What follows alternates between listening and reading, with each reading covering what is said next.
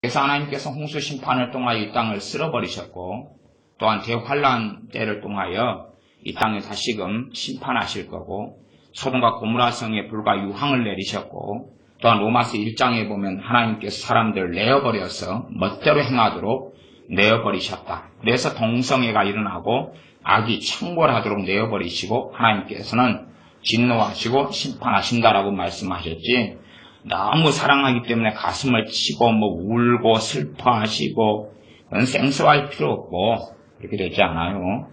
하나님 말씀을 우습게 여긴다면 걸어갈 길은 뻔한 것이에요. 그러니까 예배 드릴 때 되면 하나님 말씀을 들으려고 앉아있어요. 그렇게 해서 앉아있어야지 하나님께서 긍휼을 베풀 자의 긍휼을 베푸시고 하나님께서는 강팍해 하실 자를 강팍해 하시느니라 라고 말씀하셨어요. 악하고 완악한 자들에게는 하나님께서 거스리심을 보이신다. 청개구리가 거꾸로 한다 이런 것보다 더 극심하게는 하나님께서 거스리신다 그 말이에요. 거스리신다. 은혜를 베푸시는 하나님이시지만 하나님께서 은혜를 거두시는 하나님이시고 진노하시는 하나님이 되십니다. 그러니 예배 시간에 그냥 되는 대로 그런갑다 그리고 졸면서 방심하고 앉아있어 봐야 시간이 가면 갈수록 하나님 말씀을 알아듣지도 못하게 될 뿐만 아니라 깨닫지도 못하게 되고 하나님의 심판과 징계는 더 심해질 수밖에 없는 것이 가벼워진다. 예배 시간에 앉아있으니까 언젠가는 하나님께서 믿게 해주실 거고 또한 나를 변화시켜 주실 거고 그런 망상은 떨 필요가 없어요.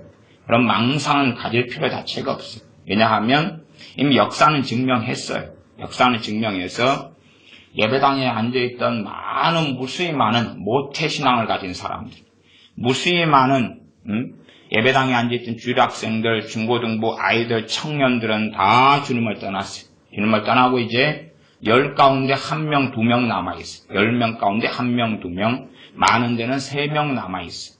증명한 거예요. 시간이 지나서 그 떠나갔던 나머지 7명, 8명, 9명에 돌아올 것이다. 그런 일은 1000명의 몇이 일어나니 1000명의 몇이. 나머지는 영원히 못 돌아와요. 그러니 최대한 내가 젊었을 때 주님을 만나지 않으면 나이 들어서는 주님 못 만나는 거예요. 젊었을 때 주님 만나도 내가 주님 만나서 변화의 길을 걸어가려면 머나먼 여정을 걸어가야 돼. 단지 사람들이 착각하기를 내가 주님 영접했으니까 주님 만났으니까 그냥 변화될 것이다. 그건 망상입니다. 또 많은 부모들이 망상을 가져요. 내 자녀들이 주님 만나게 해주시옵소서. 주님 만나면 변화될 것이옵니다. 그런 부모들에게는 제가 묻고 싶어요. 당신들께서 주님 믿고 영접하셨는데 변화되십니까? 당신들은 변화가 그렇게 쉬우셨습니까? 가만히 있어도 하나님이 변화시켜 줍니까? 안 그렇잖아요. 그러니까 자녀들에게는 별의별 것을 기대해야 합니다. 자녀들이 예수님을 잠깐 영접한다 그래도 기도 생활도 하지도 않고요. 하나님 말씀을 사모하지도 않아요. 기도하려고 마음도 안 먹고 정말 하나님을 경외하지도 않아요. 그러니 그렇게 예수님을 영접하는 것이 가치가 있겠느냐? 가치는 없어요. 정말 예수님을 믿는 사람들은 이제 성령님께서 임하시면서 성령님께서는 그 예수님을 믿고 영접한 자녀들을 거듭나고 중생하게 하셔서 진리의 길을 걷도록 역사하셔요. 그러한 은혜가 언제까지 있을 것이냐? 정말 예수님을 영접한 사람들은 기도할 마음이 생겨요.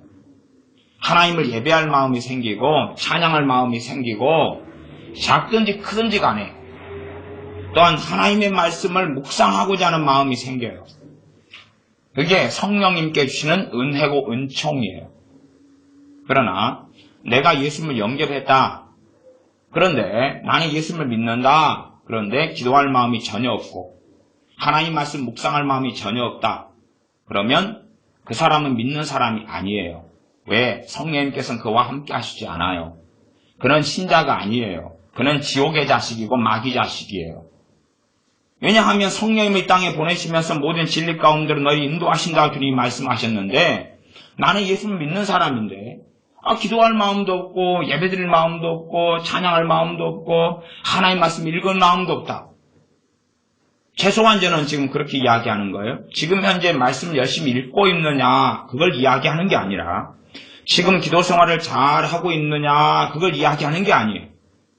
최소한은 지금 성령 하나님께서 내가 하나님의 자녀인 것을 로마서 8장의 말씀대로 증거하시면서 기도할 마음을 주고 계시느냐. 내가 지금 비록 기도 생활을 제대로 못하고 있어도 또한 하나님 말씀을 내가 제대로 상고하고 있지 못해도 하나님의 말씀을 읽을 마음을 성령님께서 주고 계시느냐. 하나님의 자녀이기 때문에 그런 마음이 없다면 그 사람은 그리스도인이 아니에요. 그 사람은 예수를 믿는 사람이 아니에요. 그래서 주님께서는 열매로 알지라라고 말씀했어요. 극단적인 이야기는 틀린 이야기인데 예수를 믿고 영접하면 자동적으로 변화된다. 주님을 만나면 죄가 싫어지게 되고 미워지게 된다. 그런 건 다 거짓말입니다. 그렇게 되지 않아요. 그렇게 되지 않기 때문에 신약 성경에 많은 말씀들이 기록되어 있는 것입니다. 주일 오후에 이어서 말씀을 전할 겁니다. 주일 오후에는 행위구원론에 빠져 살아가는 사람들. 나아가서 우리들은 전부 다 예수를 믿은 다음에 행위구원에 빠지도록 되어 있어요. 우리는 끊임없이 율법주의와 그리고 내 행위를 의지하는 삶을 살려고 하는 경향성을 굉장히 강하게 가져요. 그래서 주님의 복음을 왜곡시키고 변질시키고 없애버리려는 경향들 혹은 주님의 복음을 약화시키는, 다시 말하면 믿음만으로 구원받는 것, 오직 믿음으로 구원받는 것, 우리의 행위가 1%라도 들어가지 않고 오직 100% 주님의 공로로만이 구원받는 것, 이게 구원에 대한 진리의 핵심이에요. 핵심이에요. 행함 있는 믿음으로 구원받는다, 그렇지 않아요. 행함 있는 믿음으로 구원받으면 몇 퍼센트 행함을 해야 될까요? 10계명 가운데 몇 퍼센트 행함을 해야지 그게 믿음으로 인정될까요? 말이 안 되는 이야기예요. 사도행전에는 하루에 베드로 사도의 설교를 통하여 3,000명, 5,000명의 제자의 수가 더했어요. 그날 그냥 3,000명, 5,000명이 구원받았다 그 말이에요. 물론 구원은 한번 받았기 때문에 영원한 게 아니에요. 뻔한 이야기입니다. 한번 받았기 때문에 영원한 게 되지 않아요. 예수를 내가 영접했으니까 나는 이제 영원한 하나님의 자녀다. 성경은 그것을 증명하고 입증하지 않아요. 그래서 신약 성경의 핵심 주제는 뭐냐 하면 배교에 대한 것. 배교. 주님을 등지고 떠나는 것. 주님을 등지고 떠나고 배신하는 것. 그래서 영원한 멸망에 빠져들어가는 것. 히브리서 말씀의 핵심 주제도 배교. 주님을 등지고 떠나가는 것. 배반하는 것. 그런 사람들에게는 다시금 회개할 기회를 하나님이 주시지 않는다. 영원한 심판만이 기다리고 있다 하는 엄정한 경고들을 히브리서 말씀은 반복적으로 하고 있어요. 유다서, 요한 1, 2, 3서, 베드로 전서, 후서 핵심 주제 중에 하나가 배교예요. 배교가 있다는 이야기는 주님을 영접했으나 그래서 구원받았으나 그 구원은 영구하거나 영원하지 않다는 거예요. 내가 주님 영접했으니까 난 하나님의 자녀다. 주님을 영접하고 믿었으면 하나님 자녀인 건 맞아요. 그러나 얼마든지 대마처럼 세상을 사랑하여 가버릴 수 있고 구원받았던 사울왕처럼 하나님을 등지고 벗을 수 있고 발람 선지자처럼 하나님을 등지고 악한 길에 달려갈 수 있다고 성경 66권은 계속 증언하고 있다는 사실이에요. 실제로 유명한 복음 전도자를 통해서 100만 명이나 혹은 50만 명이 전도된 다음에 한 5년 뒤에 조사를 해봐요. 10년 뒤에 조사를 해보고요. 정말 그 복음 전도 집회를 통하여 회개가 터지고 눈물을 흘리고 결심카드에 기록하고 예수님을 영접했고 주님을 신앙 고백했고 세례받았던 사람들, 그런 사람들에 대하여 3년이나 5년이나 10년이 지난 다음 조사를 해보면 그 사람들 가운데 서너 명 가운데 하나 정도 혹은 10명 가운데 한두 명을 제외하고는 다 주님을 배신했고 떠났다는 것, 그것을 알 수가 있어요. 마찬가지로 대부흥의 시대나 미국의 대각성의 시대도 마찬가지입니다. 그런 시대에도 대각성 대부흥이 일어나는 것은 정말로 환영하고 정말로 경탄하고 정말로 감사할 만한 놀라운 일이에요. 그래서 그때는 사람들이 구원의 감격 때문에 너무 좋고 춤을 추고 환희하고 병이 치유되고 귀신이 떠나가고 너무 좋아요. 그런데 3년 뒤에도 그렇게 주님을 만났던 믿음과 신앙이 있느냐 그 말. 3년 뒤에도 얼마나 있느냐? 별로 없어요. 별로 없어요. 통계들마다 다른데 D.L. 무디 목사님에 대해서 어떤 사람은 100만 명 혹은 어떤 사람은 50만 명 그렇게 전도를 통하여 예수님을 영접했고 구원받았다 그렇게 말합니다. 그 다음에 이제 조사는 각기가 되는데 50만 명이든 100만 명이든 간에 통계는 비슷한데 그 사람들 가운데 기껏해야 20%만이 신자로 남았다. 나머지 80% 혹은 그 이상은 주님을 떠나갔다라고 다 기록되어져요. 그렇게 놀라운 하나님의 역사가 있었던 시대라 할지라도 대다수의 사람들은 시간이 흘러가면서 주님을 등지고 떠나가는 것이 사실이에요. 그런 여러분들이 저는 그걸 가짜라고 생각하지 않습니다. 청년들이나 중고등부나 오병의 캠프 같은 데 가서 눈물 흘리고 예수 영접하고 감격해서 회개 기도하고 그걸 저는 거짓이라고 생각하지는 않아요. 그것이 예수님을 영접한 사건이라고 저는 많은 경우 믿어요. 그러나 며칠 지난 다음에 뭐가 있느냐는 것이 일주일 지난 다음에 그 다음에 무엇이 있느냐는 거예요.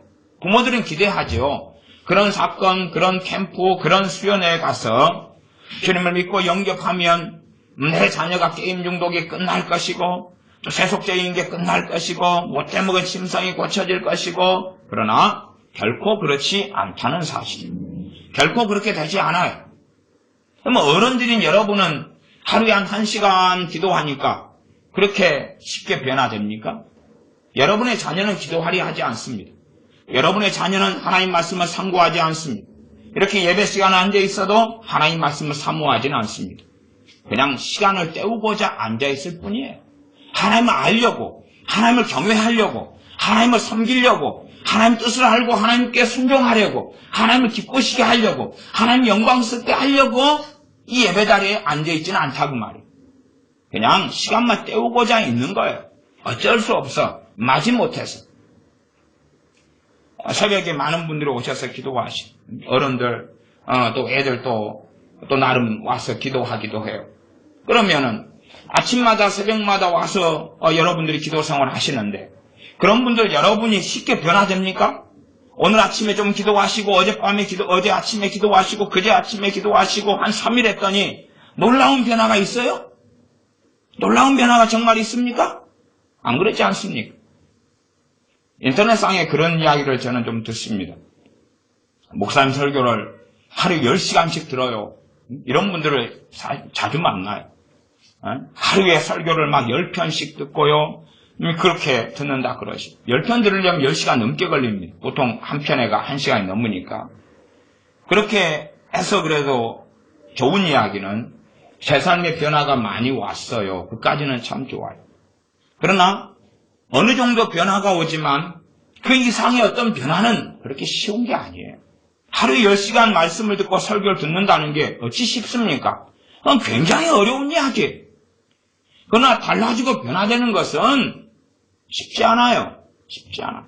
오 주여 한번 하고 3일 금식기도 한번 하고 캠프에 가서 한순간에 주님을 영접할 수 있지만 그 사람이 변화되는 여정은 머나먼 여정이에요. 머나먼 길이에요.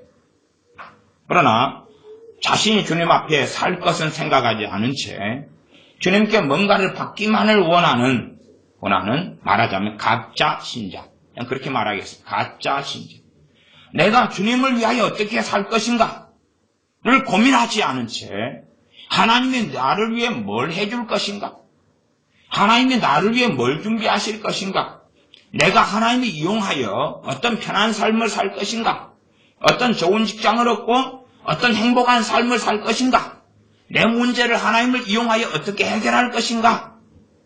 그것을 꿈꾸고 원하면서 단지 믿는 척하고 있는 가짜 신자들. 그런 사람은 많습니다. 자, 이제 오늘 본문으로 돌아가서 요한복음 1장부터 시작하는데 요한복음의 전체적인 것까지는 살펴보지 못하고 요한복음의 핵심을 살펴보려야 합니다. 핵심은 예수님을 믿음으로 구원받는다. 내 행위가 1푼도 구원에 영향을 미치지 않는다. 그건 정확한 이야기. 그러나 주님을 영접하고 믿은 다음에 믿음의 길, 제자의 길, 주님을 따르는 길을 걸어가야 됩니다. 걸어가야 돼요.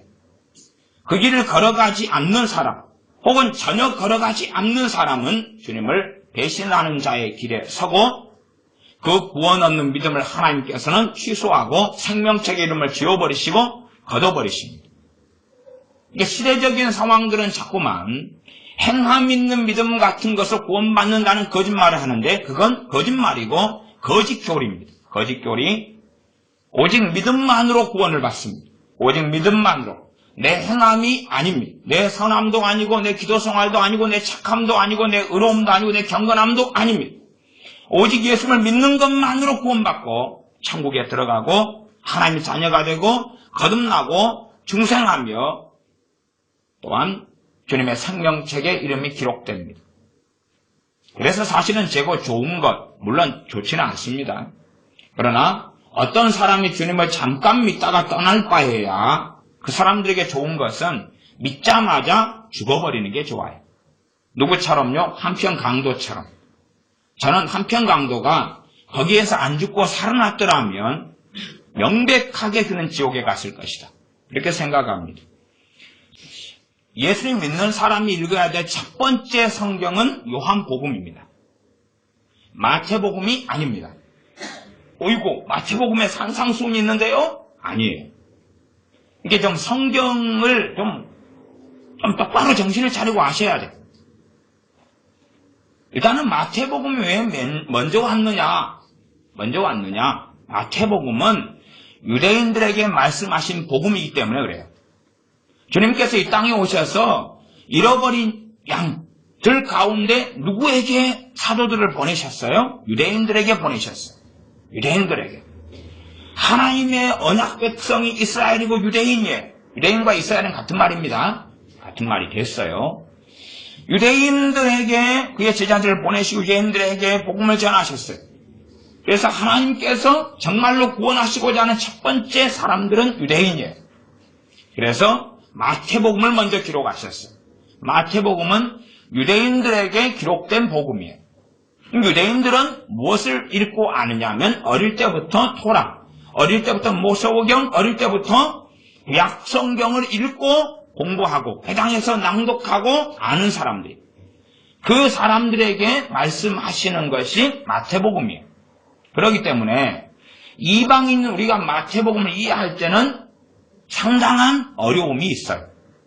이방인인 우리들에게 기록된 중심의 성경은 누가복음이에요. 누가복음. 그래, 누가복음은 이방인이었던 사람 데오빌로 각하에게 쓰여진 거지요. 그리고 속 누가복음이라고 할 수 있는 사도행전도 그러해요. 그래서 마태복음도 모든 믿는 사람이 받아야 될 성경이지만 그러나 마태복음은 유대인들에게 쓰여진 성경이에요. 그래서 우리 것으로 이방인 우리가 받아들이려면 한두 단계가 거쳐야 되는 해석상의 난점이 존재해요. 그래서 제가 마태복음 1장을 읽어드리면 1장 1절부터를 잠깐 맛배기를 좀 보면 그렇게 됩니다. 제가 지금 하는 이야기는 여러분이 이해하기가 꽤 어려울 수 있으니까 그냥 나중에 언제 되면 이해할 수 있을 거다 그리고 넘기셔도 돼요. 방금 했던 이야기를 이야기하는 겁니다. 마태복음 1장 1절부터 제가 읽으면 아브라함과 다윗의 자손 예수 그리스도의 세계라. 아브라함이 이삭을 낳고 이삭은 야곱을 낳고 야곱은 유다와 그의 형제를 낳고. 아브라함이 누구 조상이죠? 이 유대인의 조상, 이스라엘의 조상이에요. 우리 조상이 아니란 말이에요. 믿음으로는 우리 조상이 되었지만 우리하고는 상관없는 인물이에요. 실제로는. 영적으로는 이제 혈통적이 아니라 믿음으로 영적으로는 우리와 관계되었지만 그러나 육신적으로는 이스라엘 유대인들의 조상이기 때문에 이 유대인의 족보를 이야기하는 거예요. 그러면서 유대인의 족보상에서 우리 주님께서 약속된 메시아로 오셨다고 우리는 전혀 모르는 또한 별로 알지 못하는 족보 이야기를 계속 하고 있는 거예요. 중간중간에 아는 이름도 좀 나오죠. 6절에 다윗이 나오고 7절에 솔로몬이 나오고 막 그럽니다. 10절에 히스기야가 나오고 그러지만 많은 사람은 잘 몰라요. 13절에 보면 스룹바벨, 아비훗, 또 엘리야김, 아소르, 사독, 아킴, 엘리옷, 엘리아살 누군지 몰라요. 왜냐하면 그러나 유대인들은 알만하면 알아요. 알만하면 알아요. 왜 족보를 가지고 있고 자기들의 조상들에 대한 이야기이기 때문에 그래요. 그렇게 하면서 이제 우리 주님에 대하여 탄생 이야기 또한 세례 요한의 이야기를 하면서 말씀하고 세례 요한이나 주님께서는 그렇게 말씀하셔요. 시작할 때 세례 요한도 그랬습니다. 회개케 하는 세례를 베풀고 또한 3장 2절에 보면 회개하라 천국이 가까웠느니라 그렇게 시작하고 유대인들에게 주님께서 말씀을 전하실 때도 4장 17절에 보면 이때부터 예수님께서 비로소 전파하여 가라사대 회개하라 천국이 가까웠느니라 라고 전파해요. 왜냐하면 유대인들은 죄가 뭔지를 알고 또한 하나님을 등지고 떠났으며 하나님을 제대로 사랑하지 않기 때문에 회개하라 죄를 깨닫고 회개하고 하나님께 돌아오라 하는 메시지를 선지서들을 통하여 많이 익히 알고 들어왔기 때문에 그럽니다. 그러나 이방인 우리에게 복음을 전할 때에 회개하라 그러면 우리는 그게 뭔데요? 그러나 이스라엘 사람은 알아요. 회개하라 그건 뭔지 알아요. 이방인 우리는 회개하라 그건 뭔지 몰라요. 그럼 회개가 이러이러한 뜻입니다. 그럼 누구한테 해야 돼요? 하나님께요. 또 하나님은 누군데요? 안 믿는 사람들 어떻게 알아요? 하나님은 누군데요? 그러나 유대인들은 압니다. 회개하라 그러면 죄에 대한 이야기인 줄로. 우상숭배를 등지고 버리고 하나님께로 돌아오고 마음을 다하고 뜻을 다하고 성품을 다하여 주 너의 하나님을 사랑하라는 것을 알아요. 누구에게 회개합니까? 그들은 알아요. 그들은 알아요. 그리고 그들은 하나님의 나라를 제망하고 살아왔기 때문에 하나님의 나라가 뭔지를 알아요. 그래서 하나님의 나라가 가까웠느니라. 하나님의 나라가 다른 말로 천국인데 우리가 죽어서 가는 천국하고는 개념이 틀려요. 개념이 틀려요. 겹치는 부분도 있지만은 많은 부분은 다릅니다. 어찌됐든 하나님 나라 가까웠느니라 이야기해요. 그럼 우리한테 하나님 나라 가까웠느니라 그럼 우리는 알아요? 몰라요? 몰라요. 지금 현재를 살아가는 이방인이었다가 믿게 된 우리들도 구약 성경을 잘 모르는 사람은 하나님 나라가 구약 성경의 핵심 메시지 중에 하나였는데 모르니까 몰라요. 무관심하고 잘 몰라요. 하나님 나라 가까웠느니라. 하나님 나라가 어떤 나라입니까? 메시아가 임하시는 통치하시는 그 나라예요. 하나님 나라 이야기 꺼내면 유대인들은 바로 누구를 연상해야 되냐 그러면 메시아를 연상해요. 그리스도를 연상해야 돼요. 메시아는 히브리어고 그리고 그리스도는 헬라어예요. 같은 말이에요. 언어가 다르죠. 예수님 그거다고 지저스 그런 말이 차이다 그 말이죠. 그래서 하나님의 나라 이야기를 꺼내면 그들은 메시아를 대망하고 메시아 자신들의 구원자 약속하신 메시아 그리스도를 그들은 생각하게 돼요. 그러나 우리에게 하나님 나라 가까웠느니라 그러면 이방인은 전혀 뭘 알지는 못해요. 그래서 마태복음 그렇게 기록되어지면서 이제 산상수훈에도 어떻게 시작하냐 그러면 옛사람에게 이렇게 말씀했다. 그렇게 일렀으나 너희에게 이렇게 말하노니 그래. 왜냐하면 유대인들은 산상수훈을 통하여서 옛사람에게 구약 성경에 이미 출애굽기 등에서 십계명 등에서 말씀하신 것을 익숙하게 알거든요. 이방인 우리에게 옛사람에게 이렇게 일렀으나 그럼 우리는 무슨 말이 돼요? 무슨 말이에요? 몰라요. 그러니 산상수훈의 정확한 내용들은 마태복음에만 있어요. 누가복음에는 그게 없어요. 그게 없고 일부는 나와 있고 또한 일부는 달라요. 심령이 가난한 자가 복이 있나니 누가복음에는 가난한 자가 복이 있나니 그리고 누가복음에는 재앙도 나와요. 부한 자들은 재앙이 있나니 배부른 자들은 화가 있나니 그런 식으로 4가지 복과 4가지 화가 나오지 마태복음식으로 8복이 나오질 않아요. 그건 이제 성경의 이해상 좀 어려운 이야기를 했습니다. 그리고 모든 사람들에게 전해주는 핵심의 복음은 요한복음이에요. 요한복음. 그래서 요한복음에서 말씀하는 믿음하고 마태, 마가, 누가복음에서 말씀하는 믿음이 차이점이 있어요. 차이점. 요한복음에서 말씀하는 핵심적인 믿음은 우리 주 예수를 믿는 믿음을 중심으로 이야기해요. 그 다음에 마태, 마가, 누가복음에서 말씀하는 믿음은 그 믿음을 통하여 치유가 일어나고 믿음을 통하여 귀신이 쫓겨나가고 믿음을 통하여 하나님의 역사가 나타나는 것의 중심을 이야기해요. 사실은 좀 달라요. 겹치는 부분이 없다고는 말할 수 없지만은 전반적으로는 틀려요. 요한복음에서 말씀하는 믿음은 예수님을 믿는 믿음을 이야기해요. 그 아들을 믿는 믿음을 이야기해요. 그래서 요한복음은 구원에 대하여 어떻게 구원받는가 하는 것이 계속하여 반복적으로 나와 있습니다. 자, 그럼 요한복음 1장 1절부터 7절까지 제가 읽습니다. 태초에 말씀이 계시니라. 이 말씀이 하나님과 함께 계셨으니 이 말씀은 곧 하나님이시라. 그가 태초에 하나님과 함께 계셨고 만물이 그로 말미암아 지은 바 되었으니 지은 것이 하나도 그가 없이는 된 것이 없느니라. 그 안에 생명이 있었으니 이 생명은 사람들의 빛이라. 빛이 어두움에 비치되 어두움이 깨닫지 못하더라. 하나님께로서 보내심을 받은 사람이 났으니 이름은 요한이라. 저가 증거하러 왔으니 곧 빛에 대하여 증거하고 모든 사람으로 자기를 인하여 믿게 하려 함이라. 지금 마태복음에서 세례 요한이 등장하지만 이 말씀의 맥락과 구조가 틀립니다. 세례 요한의 가장 핵심적인 것에 대하여서는 요한복음이 정확하게 이야기하고 있어요. 세례 요한을 보낸 이유가 무엇이냐? 그럴 때에 세례 요한으로 인하여 우리 주님을 믿게 하려고. 그게 1장 7절 말씀입니다. 누구를 믿게 하려고요? 그 아들 대신 예수를 믿게 하려고. 왜요? 예수 믿는 사람이 구원을 받거든. 사람들은 끊임없이 자신의 행위에 의지해서 어느 때 예수를 믿음으로 구원을 받고 시작했다가 끊임없이 자기의 행위를 의지하는 경향성을 가지고 행위를 의지하는 경향성. 가장 만만한 이야기 중에 하나가 행함 믿는 믿음이라는 이야기가 가장 만만한 이야기거든요. 행함 믿는 믿음. 그러나 행함과 믿음을 짬뽕 해놓다. 그것은 아무것도 아닌 돼지 꿀꿀이죽에 불과합니다. 행함은 믿음과 함께 일하고 믿음은 행함과 함께 일하는 거지 그 두 개를 짬뽕하는 게 아니에요. 야고보서 말씀을 잘 보면 행함은 믿음과 함께 일하고 믿음은 행함과 함께 일한다고 그랬어요. 다시 말하면 비유하자면 오른손과 왼손이 이 두 개가 서로 돕는 거예요. 무거운 물건을 잡을 때 오른손과 왼손이 함께 받치고 도와요. 이게 믿음과 행함의 관계예요. 그런데 오른손 왼손을 짬뽕해버려요. 이렇게 섞어버려요. 기계에 붕어빵 기계에 넣고 하나로 만들어버려요. 그러면 힘이 더 좋아지나요? 더 파워가 세지나요? 손을 제대로 쓸 수 있나요? 오른발이 왼발이 있어요. 이 두 발이 힘을 합쳐가지고 걸어가는 거예요.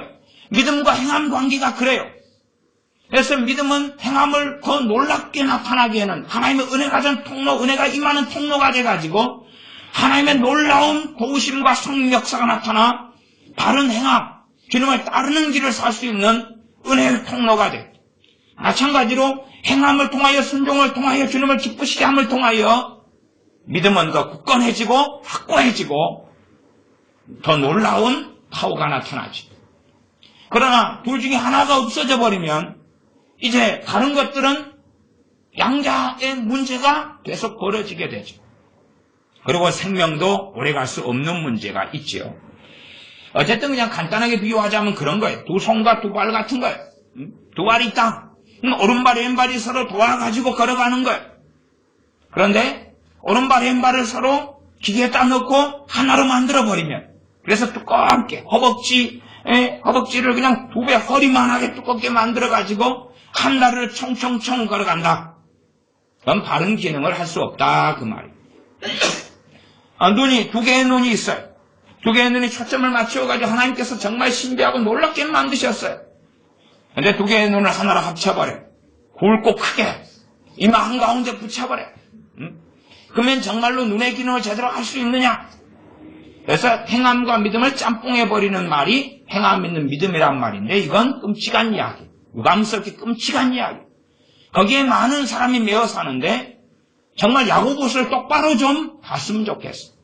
그래서 믿음과 행함을 짬뽕 해버려가지고 행함 있는 믿음으로 구원받는다 그러면 자 행함 가운데 순종이라고 합시다. 뭐 순종을 몇 프로 해야지 구원받겠어요? 100%요? 80%요? 60%? 70%? 아니면 행함 가운데 전도가 있다. 전도를 몇 명 해야 구원받겠어요? 행함 가운데 기도가 있지요. 기도를 몇 분 해야 구원받아요. 몇 년 동안, 몇 분씩. 행함 가운데 말을, 입술의 열매, 말을 제대로 해라. 그 말을 제대로 정확하게 믿음의 말을 하나님께서 원하시는 바르고 올바른 말을 얼마큼 해야지 그게 행함이 있는 믿음이 되겠느냐. 한도 끝도 없는 거예요. 결국은 행함 있는 믿음의 포인트는 자기 행함이에요. 자기 행함. 거기에 믿음을 갖다 붙여놓은 거예요. 그리고 그렇게 행동이 있을 때만이 진짜 믿음이다.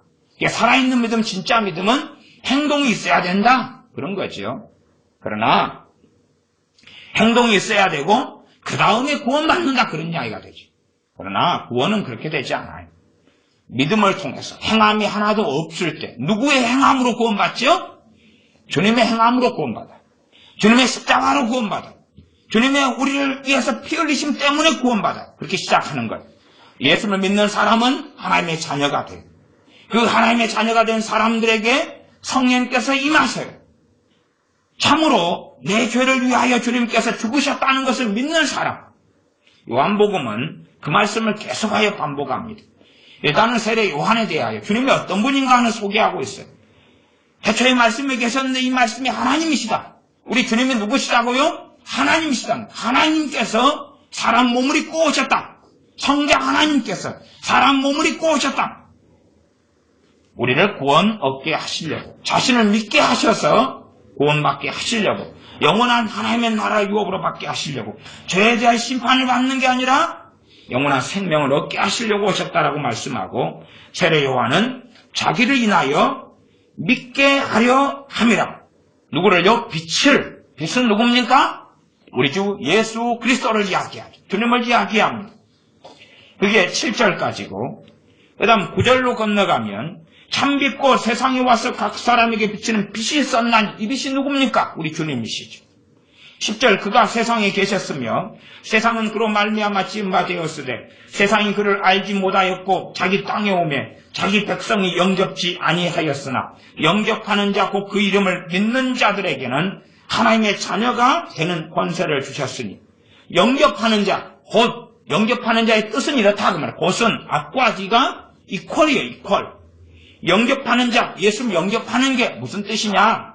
그 이름을 뭐 하는 거죠? 믿는 것이. 그 이름을, 누구 이름요? 우리 주 예수님의 이름을 믿는 것이. 예수님의 이름을 뭘로 믿느냐? 뭘로 믿느냐? 우리의 구원자로, 우리의 대속하신 분으로, 우리에게 생명을 주신 분으로 믿는 거예요. 그리고 이제 믿음의 길을 걸어갈 때에 예수님께서 주인 되시는 삶의 길을 걸어가는 거예요. 그러니까 처음 예수를 믿을 때부터 예수님이 주님이시다 그리고 알게 믿게 되질 않아요. 말은 주여 그랬지만 그 의미를 잘 몰라요. 처음 예수를 영접할 때 그건 몰라요. 대신에 예수님께서 내 죄를 위해 죽으셨다는 것을 믿을 때에 구원을 받아요. 지금 우리 자녀들은 대부분 구원받지 못하는 세대에 살아가요. 왜 그러냐 하면 세상에 배불렀기 때문에 그래요. 그래서 주님이 누가복음을 하면 화가 있다 그 말이에요. 배부른 자들은 화가 있다. 목마르지 않은 자들, 배부른 자들, 부한 자들 화가 있다. 여러분의 자녀들은 부한 자들이거든. 넉넉하게 가졌잖아요. 부유하지 않습니까? 가난하다고요? 밥 세 끼 안 먹습니까? 용돈 안 가지고 삽니까? 누리지 못합니까? 다 누리고 가지고 살잖아요. 부한 자들입니다. 그래서 화가 있다는 사실이에요. 화가 있는 것이. 주님을 만나기 어려워요. 배가 불렀어요. 갈증이 없어요. 기갈이 없어요. 목마름이 없어요. 욕심이 만족되고 살아가기 때문에 끊임없이 이 욕심이 만족되는 길을 걸어가요. 주님에 대하여 목마름이 없어요. 주님을 사모함이 없어요. 내 죄에 대한 애통함이 없어요. 죄는 관심받기예요. 돈이 관심이 있고 피자가 관심이 있고 치킨이 관심이 있고 성공이 관심이 있고 여자가 관심이 있고 남자가 관심이 있어요.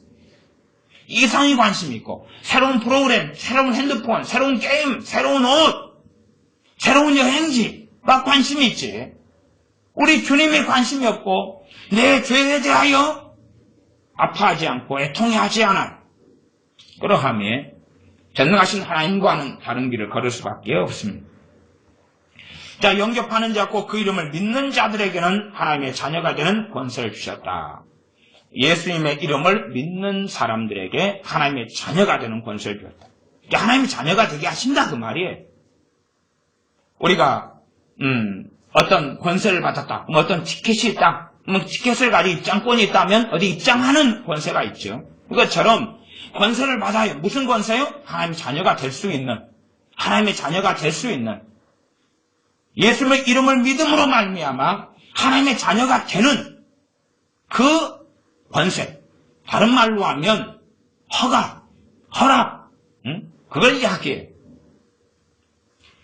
그러면서 13절은 이는 혈통으로나 육정으로나 사람의 뜻으로 나지 아니하고 오직 하나님께로서 난 자들이니라. 예수님을 믿고 영접할 때 무슨 일이 벌어진다고 이야기합니까? 하나님께로서 다시 태어나게 된다. 이게 거듭남에 대한 이야기고 이에 대한 좀 자세한 이야기는 요한복음 3장의 니고데모와의 대화 속에 기록되어 있습니다. 자, 29절 봅니다. 29절입니다. 29절 제가 읽습니다. 이튿날 요한이 예수님께서 자기에게 나아오심을 보고 가로되 보라 세상 죄를 지고 가는 하나님의 어린 양이로다. 믿음의 내용 가운데 하나를 이야기하죠. 주님이 누구시다고요? 세상 죄를 지고 가는 하나님의 어린 양이시다. 세상 죄는 누구 죄입니까? 내 죄지요. 내 죄지요.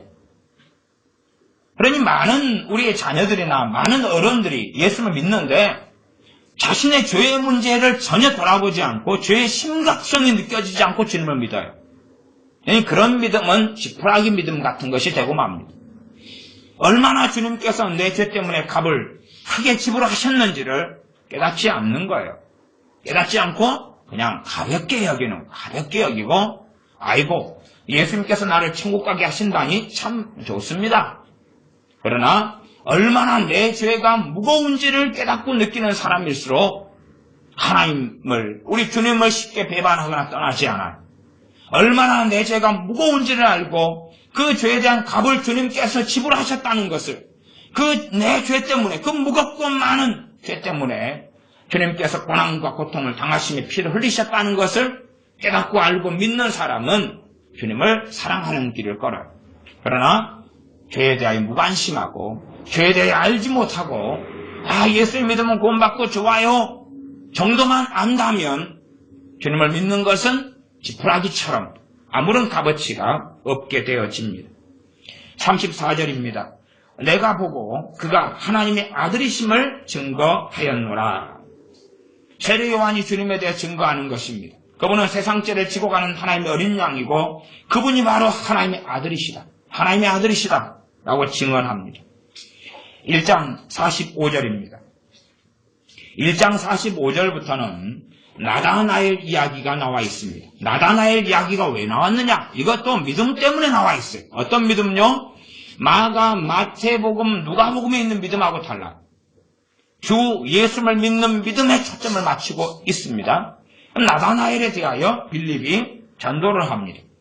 전도하면서 이분이 모세가 율법에 기록하였고 45절 여러 선지자가 기록한 그 일을 우리가 만났으니 요셉의 아들 나사렛 예수님이시라. 이 나다나엘은 나사렛에서 무슨 선한 것이 날 수 있느냐? 빌립이 가로되 와보라. 주님께서 나다나엘이 자기에게 오는 것을 보시고 그를 가리켜 가라사대 보라 이는 참 이스라엘 사람이라. 그 속에 간사한 것이 없도다. 간사한 것이 없다.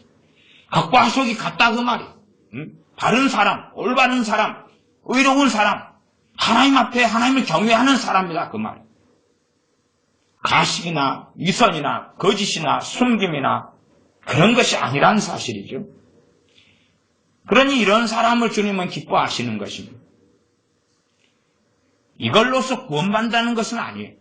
이런 삶을 살았기 때문에 구원받는다는 건 아니에요. 그러나 이런 사람이 주님을 믿게 될 때에 그게 변화는 급속도로 나타나는 거예요. 왜? 변화될 준비가 이미 되었으니까. 그러니 정말로 어떤 사람이 주님을 쉽게 만나고 변화되느냐, 또 만나도 변화가 빠르느냐, 이미 준비된 사람이 그러는 거예요. 준비된 사람이.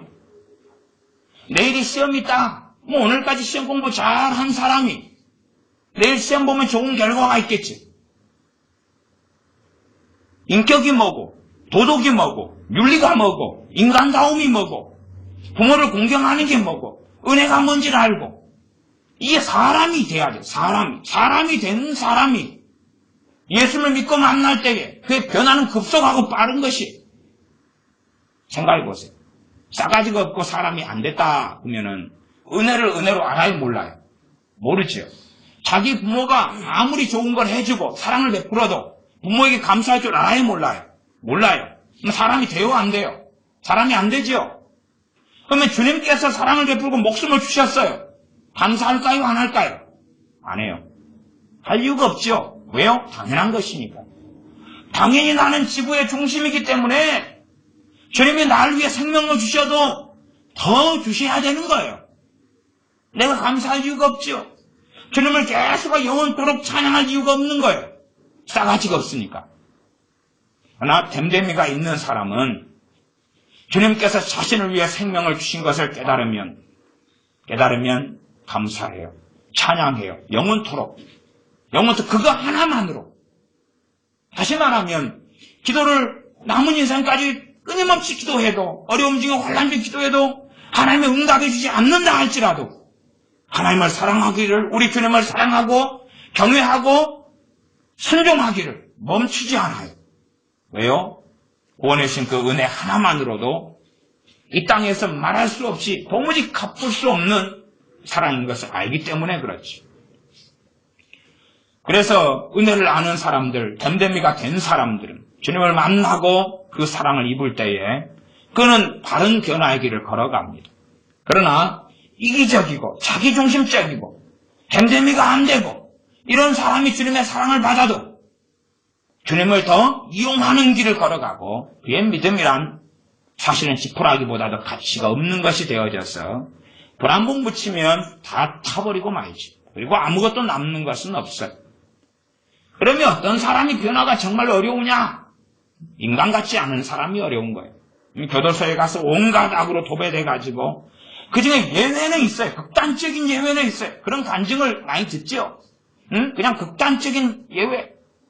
말하자면 최봉성 목사님 같은 분, 김익두 목사님 같은 분, 이런 분들의 예를 들어요.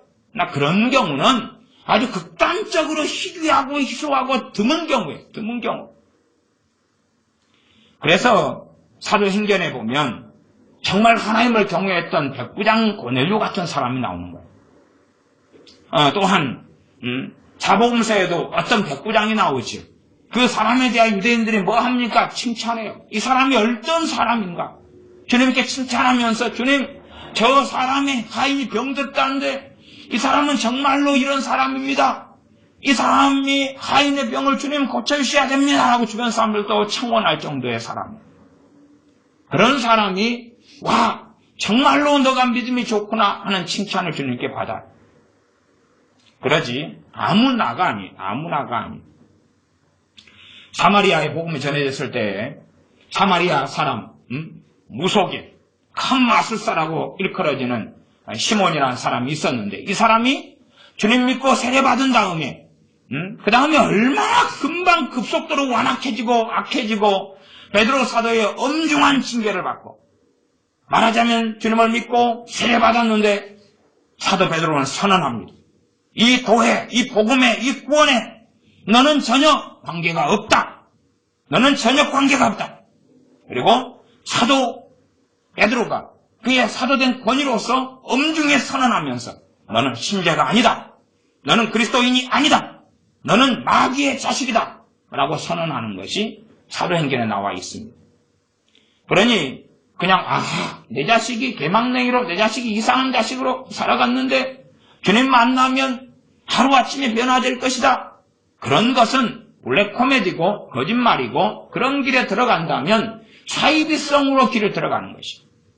나아가서 자기 인생을 엉망으로 만들어놓고 오 주여 이제 손들고 천부여 의지없사옵니다. 나를 변화시키소서. 그것도 블랙 코미디입니다. 그건 말이 되지 않는 이야기가 되지. 주님께서 말씀하십니다. 너가 심은 대로 거두어라. 너가 심은 대로 거두어라. 내가 예를 들어 극소수의 예외가 있지만 알코올 중독자 100명이 예수를 영접하면 그 중에 1명, 2명이 알코올 중독만 주님이 치유해 주십니다. 나머지 알코올 중독자 99명, 98명 그대로 알코올 중독자. 그대로 알코올 중독자. 그리고 술에 임박이고 술에 쓰러지고 넘어지면서도 다시 믿음을 가지고 하나님께 나오고 하나님을 의지하고 다시 찬양하고 다시 기도하고 그러면서 자기의 묵은 땅을 규정해야 되는 거지. 그런데 그 알코올 중독자 98명, 99명은 대부분이 신속히 다 주님을 떠납니다. 왜요? 내가 주님 영접했으니까 당연히 당신께서는 내 알코올 중독을 고쳐줘야지요. 응? 알코올 중독 고쳐주고 내 파괴된 가정도 다 회복시켜주고 내 건강도 돌려주고 간경화도 간암도 다 치유해주고 그래야 될 건데 당신은 안 해주시네요. 그래 내가 더 이상 당신을 믿을 이유가 어디 있나요? 그리고 떠나지요. 그러나 그 가운데 몇 명은 다릅니다. 몇 명은 달라서 다시금 술에 넘어지고 지지만은 다시 엎드리고 다시 회개하며 기도하고 다시 찬양하고 엎드리며 주님을 의지합니다. 그리고 거기에 몇 명은 자유케 되어져 가지. 알코올 중독에 치유될 뿐만 아니라 그들의 인생과 삶이 변화돼 가지. 그러나 그러기까지는 많은 여정, 많은 넘어짐, 많은 무너짐의 시간이 필요했던 거예요. 그러나 사람들은 그렇게 생각하지 않아. 그래서 주님 믿자마자 알코올 중독에 치유되는 것을 간증을 듣는 걸 좋아해요. 극소수의 예외의 간증을 듣는 걸 좋아해요. 그리고 와 저렇게 고쳐졌네. 내 자식도 나도 그것을 원합니다. 하고 생각하지. 나다나엘에 대한 이야기를 계속 봅니다. 주님께서 이 나다나엘 속에 간사한 것이 없는 사람, 참 이스라엘 사람, 하나님이 인정하는 진짜 이스라엘 사람. 물론 유대인들이 이스라엘 사람인데 주님이 많이 만나셨는데 진짜 유대인, 진짜 이스라엘 사람을 거의 만난 적이 없다는 사실이죠. 혈통적으로는 이스라엘이고 유대인인데 실제로는 주님 모실 때는 안 그렇다는 이야기죠. 이 나다나엘은 주님이 인정하시는 사람이었습니다. 나다나엘이 묻습니다. 어떻게 나를 아시나이까? 나다나엘은 자기를 정확히 알고 있어요. 거짓말하거나 위선하거나 착각하거나 그렇게 되지 않고 자기의 본질을 알고 있어요. 그래서 어떻게 나를 아시나이까라고 이야기하지. 예수님께서 대답하여 가르칠 때 빌립이 너를 부르기 전에 너가 무화과나무 아래 있을 때 보았노라. 무화과나무가 주님과 은밀히 만나는 이 나다나엘이 주님 만나고 하나님 경외했던 그 자리죠. 주님께서 납비여 당신은 이 나다나엘이 주님께 그럽니다. 납비여 당신은 하나님의 아들이시오 당신이 이스라엘의 임금이로소이다. 이 세례 요한이 주님에 대하여 소개했던 그것을 나다나엘은 바로 고백합니다. 하나님의 아들이십니다. 당신은 이스라엘의 임금이십니다. 주님께서 말씀하십니다. 내가 너를 무화과 나무 아래서 보았다므로 믿느냐? 이보다 더 큰 일을 보리라. 그러니까 주님께서 무화과 나무 아래에서 너를 보았다 말씀하시니까 나다나엘이 주님을 뭐 했어요? 믿었어요. 누구로 믿었습니까? 하나님의 아들로 믿고 자신의 왕으로 믿었어요. 그러면서 주님께서는 더 큰 놀라운 것을 약속해 주시는 게 51절입니다. 2장으로 넘어가겠습니다. 2장 11절입니다. 2장 1절부터가 가나의 혼인잔치 이야기가 나와 있습니다. 요한복음 2장 1절부터 11절인데 11절만 결론적으로 봅니다. 예수님께서 이 처음 표적을 갈릴리 가나에서 행하여 그 영광을 나타내시며 제자들이 그를 믿으니라. 핵심은 무엇입니까? 주님을 믿는 것에 대한 이야기입니다. 지금 주님의 제자들은 예수를 믿고 시작한 사람인데 그 믿음이 한 번으로 끝납니까? 아니면 계속하여 믿어가야 됩니까? 계속하여 믿어가야 돼. 그러면서 그 믿음을 성장합니다. 우리가 주님을 영접하고 우리의 구주로 우리의 메시아로 하나님의 아들로 믿지만 그 믿음이 더 강화돼 가지 않으면 거꾸로 약화돼 가는 거예요. 거꾸로 보잘것 없어져 가는 거예요. 그래서 가나의 혼인잔치를 통하여서 제자들은 그걸 본 다음에 주님의 표적 행하심, 이적 행하심을 보고 주님을 믿게 되었다고 이야기합니다. 주님을 믿는 것은 그 전이에요. 그 전이에요. 그러니까 이 가나의 혼인잔치를 통하여 이 물로 포도주를 만드신 기적을 통하여 예수를 믿게 된 걸 이야기하는 게 아니에요. 그 전에 제자들이었어요. 믿은 사람을 제자들이라고 그래요. 그럼 제자들이 또 이 사건을 통해 주님을 다시 또 믿게 되는 것입니다. 믿음이 성장했다고 말이에요. 성장이 가는 것이죠. 2장 22절입니다. 2장 22절 제가 읽습니다. 죽은 자 가운데서 살아나신 후에야 제자들이 이 말씀하신 것을 기억하고 성경과 및 예수님의 하신 말씀을 믿었더라. 그러면 예수를 믿는 제자들이지만 성경을 믿는 것은 다른 거요, 같은 거요? 다른 거예요. 주님이 하신 말씀을, 주님을 믿는 것과 주님께서 하신 말씀을 믿는 것은 같은 거예요, 다른 거예요? 다른 거예요. 내가 예수를 믿었다. 그러니까 나는 자동적으로 주님이 하신 말씀 다 믿는다. 그건 거짓말이에요. 사도들도 그렇게 되지 않았어요. 그러니 하나님 말씀을 제대로 깨닫고 아는 가운데서야 마음에 받아들이고 믿을 수가 있어요. 주님을 믿는 것과 주님의 말씀을 믿는 건 다른 거다 그 말이에요. 다른 거예요. 말하자면 많은 사람이 예수를 믿는 것으로 끝나버리는데 그렇기 때문에 그가 주님을 쉽게 배신해버리는 거예요. 왜냐하면 주님 말씀을 깨닫고 알아가면서 주님을 더 믿어가야 되거든요. 예수를 맨 처음에 믿을 때 구원을 받아요. 구원을 받아요. 그러나 그 믿음은 정말 씨앗처럼 정말로 약하고 연약한 믿음이에요. 아주 연약한 믿음. 그러니 주님의 제자들 사도들이라 할지라도 가나의 혼인잔치를 통하여 다시 믿음이 강화돼 나가요. 여러분이 성령 은사를 받으면 그 은사를 가지고 내 영광을 취할 게 아니라 최소한은 하나님의 살아계심을 매일 경험하는 통로가 되겠죠. 그래서 믿음이 강화돼 나갈 수 있어요. 왜? 성령 은사는 표적과 이적이기 때문에 그래요. 방언의 은사면 표적과 이적이죠. 내가 만들어내는 게 아니기 때문에. 주님께서 하신 말씀을 깨달아가고 알아가면서 사도들은 믿음이 성장합니다. 누구를 믿는 믿음이 성장하죠? 우리 주 예수를 믿는 믿음이 성장해요. 그러니 쉬 넘어지지 않죠. 그래서 이 자녀들이 또 초등학교, 중학교, 고등학교 또 청년들 하나님 말씀에 관심이 없는 하나님 말씀을 사모하지 않는 그런 이 사람들의 믿음이라는 것은 어른도 마찬가지.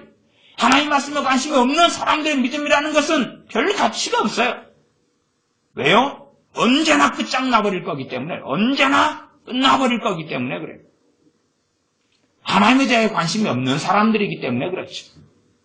나는 주님을 사랑합니다. 그건 다 거짓말이고 주님의 말씀을 사모하지 않는 사람이 어떻게 주님을 사랑하는 사람들이죠? 그렇게 될 수가 없죠.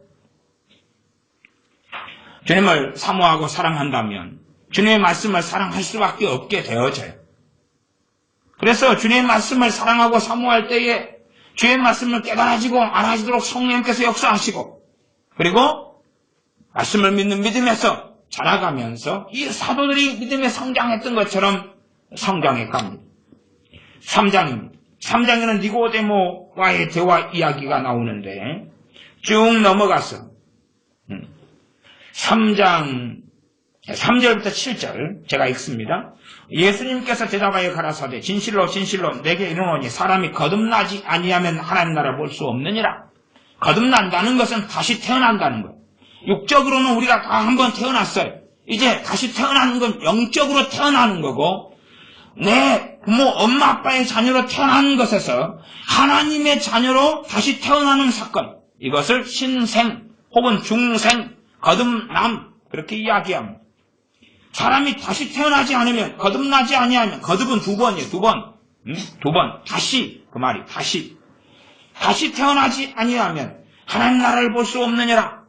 다시 태어나야지만이 하나님 나라를 볼 수 있다. 하나님 나라에 들어갈 수 있다. 천국에 들어갈 수 있다. 그런 말이죠. 간단하게 우리가 이해하기 쉽게 말을 바꾼 다음에 그렇습니다. 그것보다 더 포괄적인 의미가 있는데 간략하게 설명하고 맙니다. 니고데모가 묻습니다. 사람이 늙으면 어떻게 날 수 있사옵나이까? 두 번째 모태에 들어갔다가 날 수 있사옵나이까? 주님께 대답합니다. 5절 진실로 진실로 너에게 이르노니 사람이 물과 성령님으로 나지 아니하면 하나님 나라에 들어갈 수 없느니라. 지금 들어갈 수 없다 하고 하나님 나라를 보는 것과 지금 동일시시키고 있죠. 물과 성령님으로. 물은 하나님 말씀, 주님의 말씀, 진리의 말씀을 이야기해요. 물의 핵심적인 것은 우리 주님께서 어떤 분인가? 주님을 믿는 것에 대한 복음을 전한 말씀이 핵심이겠죠. 그리고 물, 말씀과 성령을 통하여서 다시 태어난다. 하는 진리를 가르쳐 주십니다. 넘어가서 3장 14절로 갑니다. 14절 제가 읽습니다. 모세가 광야에서 뱀을 든 것 같이 인자도 들려야 하리니 인자를 든다. 모세 광야에서 노뱀을 만들어 든 사건이 있었습니다. 불뱀의 모양을 노뱀으로 만들어서 들었는데 그때 그 노뱀을 본 사람들은 다 불뱀에 물려서 죽어가고 있었는데 치료받고 고침받았어요. 그리고 살아났어요. 그 사건을 가지고 예표로 사용하여서 주님이 말씀하십니다. 인자도 그렇게 높이 들게 되는데 어디에 들리셨습니까? 십자가에. 십자가에 높이 들리셨는데 15절 이는 저를 믿는 자마다 영생을 얻게 하려 하심이니라. 높이 들리신 그리스도, 십자가에 못 박힌 그리스도, 누구 때문에 죽으셨는가? 그 주님을 믿는 사람은 무엇을 얻습니까? 영생을 얻습니다. 구원 얻는 복음은 간단합니다. 복잡하지 않습니다. 그래서 성경 가운데 가장 중요한 성경이 요한복음입니다. 요한복음. 마태복음이 아니에요. 마가복음, 누가복음이 아니에요. 요한복음이에요. 요한복음. 유대인들을 사랑하셔서 그들에게 복음을 먼저 전하기를 원하셨기 때문에 위치상 마태복음이 먼저 있는 거예요. 그들은 구약을 먼저 이해하고 아는 가운데 접근해 갈 수 있으니까. 그러나 우리 이방인들은 구약을 잘 몰라요. 예수님 믿은 지 오래된 사람들도 구약에 관심 없는 사람이 많아요. 복음의 핵심은 요한복음에가 있어요. 또 로마서에가 있어요. 갈라디아서가 있고 히브리서가 있고 그래요. 복음의 핵심은 그런 데가 있어요. 요한복음이 핵심입니다. 핵심 중에 핵심. 그래서 정신을 차리고 아는 사람은 주님을 믿는 사람들에게, 주님을 인자 믿은 햄 믿은 사람들에게, 안 믿은 사람, 초신자들에게 요한복음을 반복해서 읽어라라고 이야기하지. 그래서 어려운 성경, 마태복음 막 이런 성경을 열심히 읽어라라고 이야기하잖아요. 그런 사람들은 뭘 모르는 사람들, 무식한 사람들이 그래요. 무식한 사람들이. 복음의 핵심은 그렇습니다. 이 핵심, 기초를 단단히 한 다음에 그 위에 쌓아가야 되는 거예요. 그래서 15절, 3장 15절, 이는 저를 믿는 자마다 영생을 얻게 하려 하시니라. 주님이 직접 자신에 대해 하신 말씀이에요. 믿는 자마다 무엇을 얻습니까? 영생을 얻습니다. 행하는 자가 없는 게 아니에요. 믿는 자가 없는 거예요. 순종하는 자가 없는 게 아니에요. 믿는 자가 없는 거예요. 어떨 때는 믿는 것에 대하여 순종으로 말을 바꾸는 부분도 있습니다. 로마서 같은 데 가면 어쩌다가 발견할 수 있어요. 그것은 주 예수를 믿어라 하는 게 최고의 명령이기 때문에 그 명령이다 순종으로서 이야기하는 거예요. 주 예수를 믿어라 하는 게 하나님의 최고의 명령이에요. 지상명령이에요. 그때에 주 예수를 믿는 것이 하나님 받으신 최고의 순종이기 때문에 순종에 대한 이야기를 믿음과 바꿔 쓰는 경우는 예외적으로 있어요. 그러나 믿음과 순종은 당연하게 다른 것이다. 그 말이죠. 17절입니다. 16절 하나님이 세상을 이처럼 사랑하사 독생자를 주셨으니 이는 저를 믿는 자마다 멸망치 않고 영생을 얻게 하려 하심이니라. 어떤 자가 멸망치 않습니까? 주 예수를 믿는 자가 멸망치 않아요. 믿는 자가. 내 행위로서 하나님께 살려는 사람은 주님을 믿는 믿음이 약화돼 가기 시작합니다. 내 의로움, 내 경건함, 내 행위를 의지해서 하나님께 살려는 사람은 그의 참된 믿음은 무너져 갈 수밖에 없어요. 주 예수를 믿는 것만이 하나님 앞에 설 수 있는 유일한 길입니다.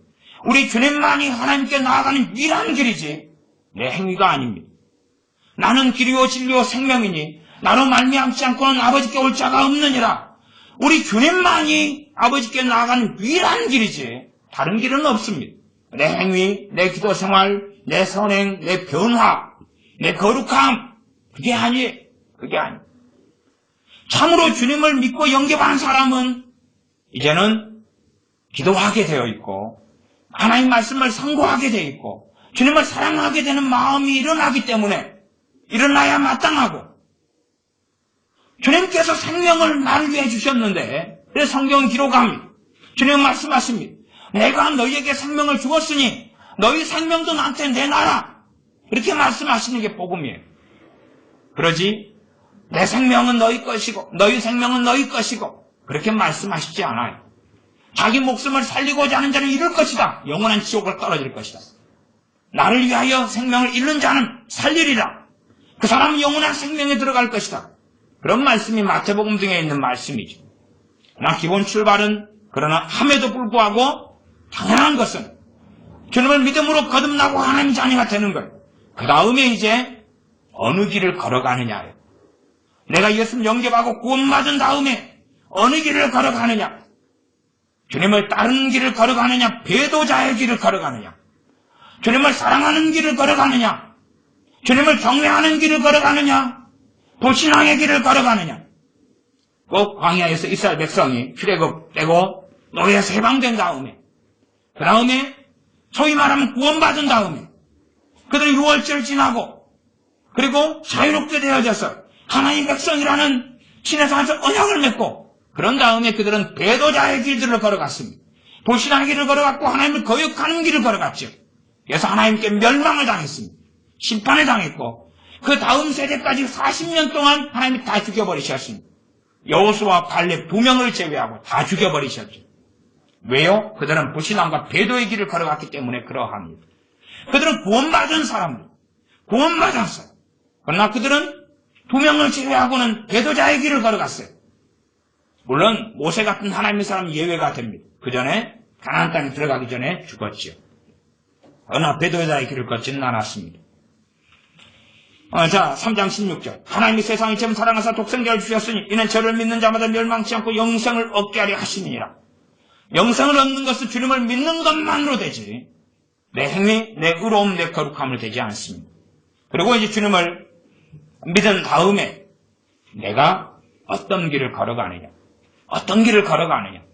내가 예수를 믿은 다음에 성령께서 임하셔서 내가 하나님의 자녀인 걸 증거하시고 아바 아버지라 부르짖게 하느니라. 다시는 무서워하는 종영을 받지 아니하였고 양자의 영을 받았으므로 아들이 되는 영, 딸이 되는 영, 하나님의 자녀가 되는 입양되는 것을 양자, 양녀라 그러죠. 양자가 되게 하시는 성령님을 받았으므로 이 성령님께서 아바 아버지라고 기도하게 하시느니. 그러니 우리가 형식적으로가 아니라 정말로 하나님을 아버지라고 부르는 사람이 있다면 그 사람은 하나님의 자녀인 것을 성령님이 증거하시는 겁니다. 왜냐하면 성령님이 아니고서는 진심으로 마음에서 나오는 하나님에 대하여 아버지라고는 못해요. 입으로는 할 수 있어요. 배워서 할 수 있어요. 꼬맹이들, 아이들. 그런 아이들은 멋모르고 할 수 있어요. 그러나 마음에서 나오는 하나님에 대하여 아버지라고 하는 사람들은 아무리 허물이 많고 아무리 자빠지고 넘어지고 쓰러지더라도 하나님의 자녀라고 로마서 8장은 이야기하고 있어요. 성령님께서 우리 영으로 더불어 우리가 하나님의 자녀인 것을 증거하시나니 라고 말씀하는 것이 그 다음 구절이죠. 아바 아버지라 부르짖게 하느니라 그 다음 구절에 나와 있어요. 로마서 8장이었습니다. 3장 17절입니다. 하나님이 아들을 세상에 보내신 것은 세상을 심판하려 하심이 아니오 저로 말미암아 세상이 구원을 받게 하려 하심이라. 우리 주 예수님 때문에 구원받게 하시려고 아들을 세상에 보내셨다고 말씀해요. 그러니 얼마나 주님을 믿는 것, 구원을 받는 것은 놀라운 은혜이며 영광스러운 길인지 모릅니다. 정말 아무 가치 없는 사람들, 멸망받아 지옥에 가야 될 사람들, 아무 의로운 행위가 없는 사람들, 악함밖에 없고 더러움밖에 없는 사람들을 우리 주 예수님의 이름을 믿는다는 그 하나만으로 하나님의 나라를 유업으로 주시며 하나님의 자녀로 삼아주시며 성령님을 부어주신 즉 얼마나 그 은혜에 우리가 감격해야 하며 감사해야 하며 노래해야 하는가. 그러나 그 큰 구원을 등한히 여기는 사람들, 히브리서 말씀에 나와 있죠. 그 큰 구원을 등한히 여기는 사람들, 우리 주 예수님을 통하여 구원받은 것을 무가치하게 여기는 사람들을 하나님께서 쓸어서 지옥으로 보내셔버릴 것이다. 그게 히브리서 말씀입니다. 그 큰 구원을 등한히 여기는 사람들 가만두지 않겠다. 우리 주 예수님을 통하여 구원받은 것을 그것을 무가치하게, 가치 없게, 돈 100만 원, 돈 1000만 원, 돈 10만 원의 가치보다 못하게 여기는 악종들을 가만두지 않겠다는 게 히브리서 말씀의 핵심 요지입니다. 자, 그 다음 3장 18절입니다. 3장 18절 저를 믿는 자는 심판을 받지 아니하는 것이요. 참으로 예수님을 통하여 구원받는 게 어떤 가치가 있다는 것을 알아야 됩니다. 무가치하게 여기고 쓸모없게 여기는 어리석은 사람이 되어서는 안 됩니다. 예수님을 믿는 자는 심판을 받습니까? 안 받습니까? 안 받습니다. 이 심판은 영원한 심판을 이야기합니다. 다시 말하면 영벌의 심판을 이야기하는 거예요. 그러하지 심판대 앞에 안 선다는 이야기가 아니에요. 그리스도의 심판대 앞에 서서 우리가 선악간에 행한 일을 직고하리라고 성경은 반복해서 이야기합니다. 그 심판대에 안 선다는 게 아니라 그 심판대에 서지만 그래서 우리가 행한 일을 선악간에 행한 일을 다 직고하게 되지만 그렇게 되지 않은 죄들에 대하여 다 고할 수밖에 없지만 그러나 영원한 심판, 영원한 지옥의 심판을 받지 않는다는 말씀을 하고 계시는 거예요. 그래서 그냥 몸 모른 채로 상급의 심판밖에 없다. 혹은 영원한 그냥 심판 자체를 안 받는다. 그렇게 해석하는 사람들은 잘못 해석하는 것입니다. 영벌, 지옥의 심판을 받지 않는다라고 성경은 이야기합니다. 18절 저를 믿는 자는 심판을 받지 아니하는 것이요 믿지 아니하는 자는 하나님의 독생자의 이름을 믿지 아니함으로 벌써 심판을 받은 것이니라. 그 정죄는 이것이니 곧 빛이 세상에 왔을 때 사람들이 자기 행위가 악함으로 빛보다 어둠을 더 사랑하는 것이니라. 21절 진리를 접는 자는 빛으로 오나니 이는 그 행위가 하나님 안에서 행한 것임을 나타내려 함이라. 왜 어떤 사람들이 예수님께 빛으로 나오지 않느냐? 자기가 악하기 때문에 나오지 않는다. 자기가 악하기 때문에 나오지 않는다고 우리 주님께서 진리의 말씀으로 증언하셨습니다. 그러니 어떤 사람들은 나는 예수님 없이도 산다. 사실은 그가 악하다는 것을 주님은 증거하셨습니다. 요한복음 4장입니다.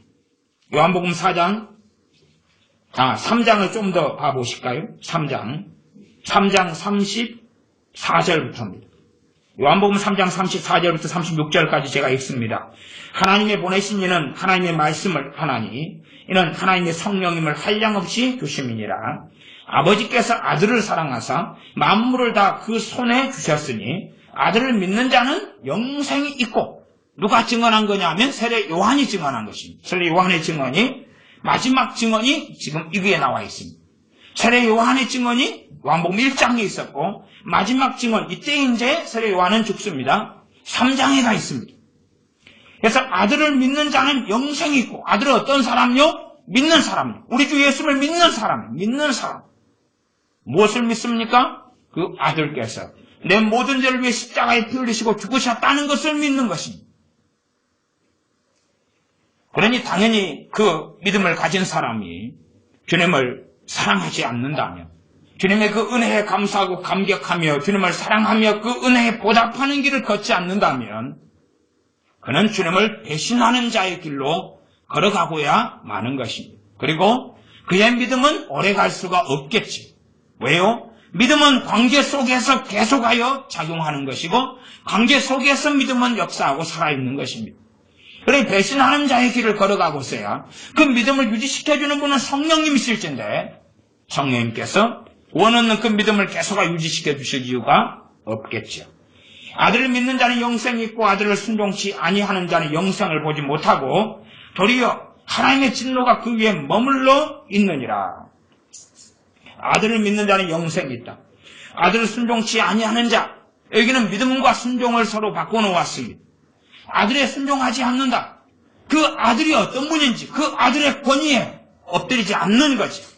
그 아들이 왕 되신 그 아들께 엎드리지 않고 그분을 경외하지 않는 것이지. 그분을 사랑하지 않는 거지. 총체적으로는 심지어는 입으로 주여, 입으로 주님을 영접했지만 그 아들을 순종하는 삶을 살지 않는 거지. 그러니 그의 믿음은 가치가 없게 되고 그의 믿음은 오히려 그 큰 구원을 등한히 여기는 자로 히브리서 말씀이 그대로 이루어지는 그런 사람이 되고 맙니다.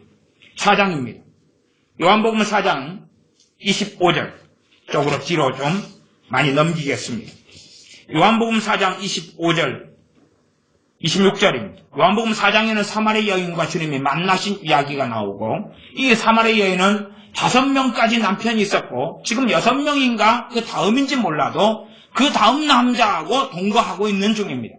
주님께서 너 남편을 내게 데려오라. 그러니 이 여자가 내게 남편이 없나이다. 주님이 말씀하시는 것은 내가 남편 5이 있었으나 지금 있는 자는 내 남편이 아니니 너 말이 참되도다. 이 여자의 기구한 어떤 삶, 죄악된 어떤 삶에 대하여 정죄하시기보다는 이 여자와 깊이 있는 대화를 나누십니다. 그래서 이 여자가 주님께 이야기합니다. 이 25절입니다. 여자가 가로되 메시아 곧 그리스도라 하는 이가 오실 줄을 내가 아노니 그가 오시면 모든 것을 우리에게 고하시리이다. 이 사마리아 여자는 메시아를 기다리고 있습니다. 주님이 말씀하십니다. 예수께서 이르시되 너가 내게 말하는 내가 그로라 하시니라. 사실은 대부분의 유대인들에게도 주님께서 메시아라는 것을 알리시지 않으셨습니다. 왜요? 그들은 믿을 마음이 없었거든요. 그러나 이 사마리아 여인에게는 드러내놓고 말씀하십니다. 너가 기다리는 그 그리스도다, 메시아다. 말씀을 정확하게 하셨습니다. 그리고 이 여자는 주님을 증거하러 마을로 들어갑니다. 왜요? 내가 그러라 하는 말씀을 들을 때에 주님을 시인하고 인정하고 믿었기 때문에 그렇습니다. 이 여자는 주님을 이때 믿음으로 즉각적으로 구원을 받았습니다. 이 여자의 다른 행위가 있는 게 아닙니다. 일그러진 가정을 바로잡거나 일그러진 삶을 바로잡거나 이런 것이 아니라 내가 바로 그리스도다 할 때 이 여자는 주님을 영접하고 믿었습니다. 그리고 구원받았지요. 그리고 이 여자는 주님에 대하여 증거하지 않을 수가 없었습니다. 우리 주님을 알리지 않을 수가 없었지요. 그래서 이 여자는 각 집마다 다니면서 주님을 증거합니다. 39절로 넘어갑니다. 39절부터 42절까지 그 내용이 나와 있습니다. 여인의 말이 그가 나의 행한 모든 것을 내게 말하였다 증거하므로 그 동네 중에 많은 사마리아인이 예수를 믿으니라. 지금 사마리아 사람들의 삶을 이야기하고 있는 게 아닙니다. 사마리아 사람들이 예수를 믿은 걸 이야기하고 있습니다. 믿으면 구원을 받습니까? 안 받습니까? 구원을 받습니다. 그리고 이제 구원받은 자로서 어떻게 살아가야 할 것인가? 그래서 로마서에는 예수를 믿는 믿음으로 얻는 의로움에 대한 이야기와 믿는 자가 어떻게 살아가야 할 것을 같이 이야기하고 있어요. 어떻게 살아가야 할 것이냐. 두 가지가 다 알고 깨달아야 됩니다. 그러나 어떻게 사는 것이냐, 어떻게 살았기 때문에 구원을 받는다는 건 잘못된 거예요. 그건 잘못된 거예요.